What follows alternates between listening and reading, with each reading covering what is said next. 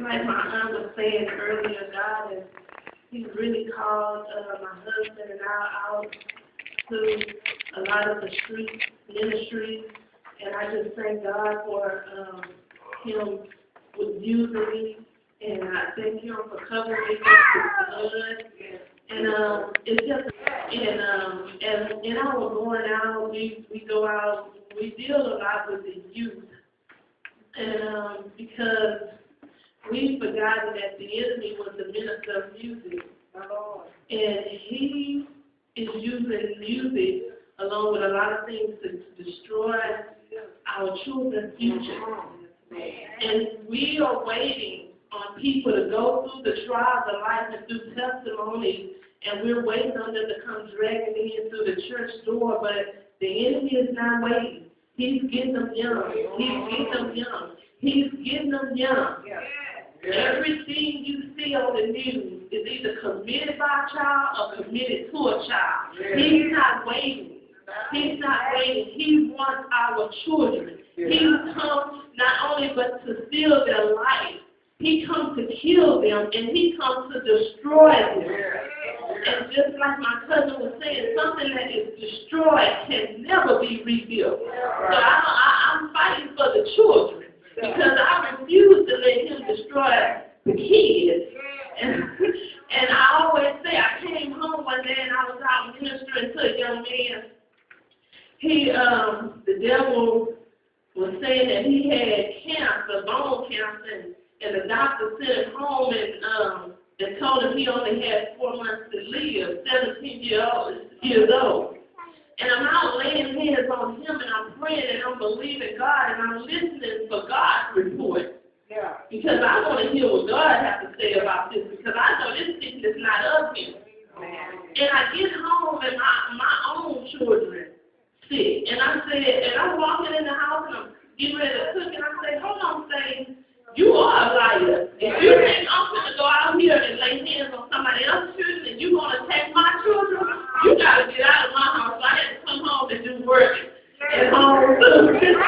While I was in somebody else's house, he was in my house, but that's all right. He handled it on her. Anyway, when we go out and I win and we do minister to the prostitutes and people that have been hurt, and there's so many people, and what I have found is that, and I'm not trying to beat up on anybody because I'm the church too, because we all are the church. This is the church. You are the church. So I'm not giving them no individual. I'm giving you what God gave me, because God beat up on me. I'm just going to tell you what he told me. But when we go out, the church, the people who say that they are called by his name has hurt so many people. And so many people don't want to walk through the doors because somebody on the other side of the doors and even on this side of the door who have called themselves the church have hurt them and killed them, and they are relating that to Jesus. So they can't see Jesus because all they can see is what you did to them. In his name, you said you represented him, but you did something to hurt them. And so we're trying to restore through Jesus Christ what we have torn down, me too. And it is a hurtful thing, because I think the thing that hurt me the most, and I'm going to share this one with you, and then I'm going to go into the text that God gave me. But I was contacted by a mother. The Lord helped me to make it through this one. She asked me if I would go into the prison. They had transferred her son to Houston. And she asked if I was going to the prison and pray with him. She said, Sister, they're giving him his date, his execution date. So they brought him in to Houston to get his date. And she said, I have given my life to Christ.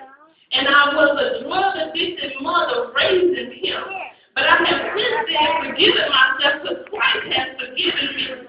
She said, but I'm okay with the date. But what I'm not okay with is that he's Muslim. She said, so if you would go down and minister to my son while he's in Houston, I would appreciate it. So we went into the prison. And when we were, my husband and I thank God for my husband. But when we started ministering to this young man and we started digging deep, where did this come from? Well, we was like, oh, I was in the church. Where did this Muslim, stuff come from? He said, oh, I was in the church, sister. I said, well, what happened? He said, well, I was playing the drums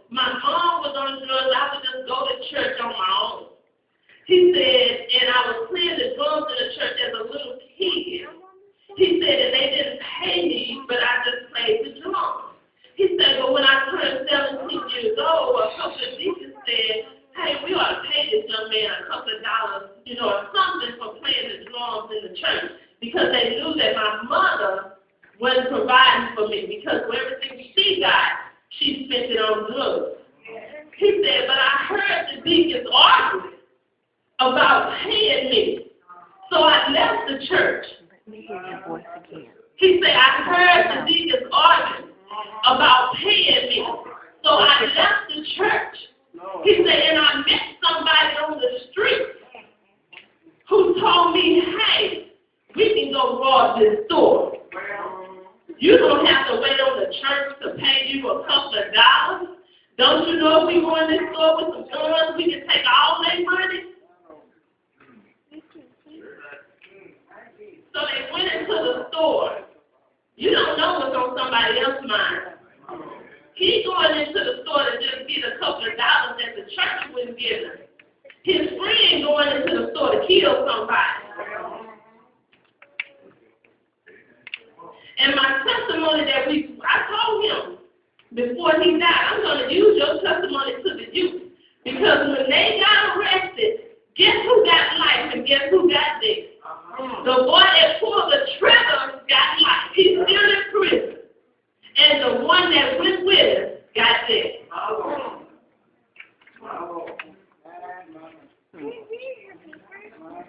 But we were, the story don't end like that. You know God is going to always get the glory.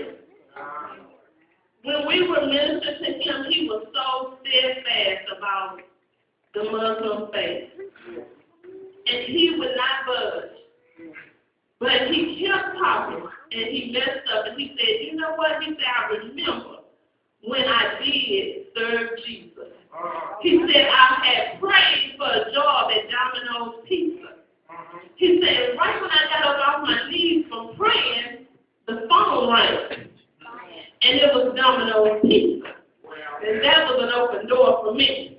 I said, well, I declare right now in the name of Jesus that you're going to get another phone call. And this time it won't be Domino's Pizza, but it will be the parole board. I say because Jesus needs his power, that phone is going to ring again. Hallelujah, God. They moved him down to Huntsville, and they fed him his last meal. How many know after he ate his last meal, that